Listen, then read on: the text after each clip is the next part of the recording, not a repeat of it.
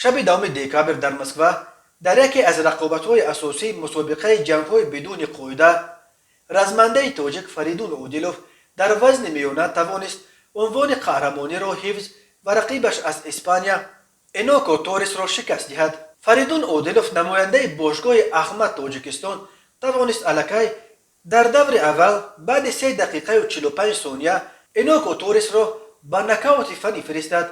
بعد آنکه رزمنده اسپانی بر اثر ضربه سخت فریدون بر روی فرش افتاد، داور ادامه رقابت را قطع کرده پیروزی را پیش از مهلت بر رزمنده تاجیک داد. به این ترتیب فریدون اودیلوف توانست عنوان قهرمانی را پیش خود نگاه بدارد. در دیگر رقابت‌های شام دوم دکابر در مسکو سرگئی کالینین در دور دوم بر خیال اسکندروف غالب آمد. باز یک رزمنده روسیه گامزات خیرمگامدوف رقیبش از برزیلیا جولیانو دلفیگنو را الکی در دور یکم به نکاوت فرستاد.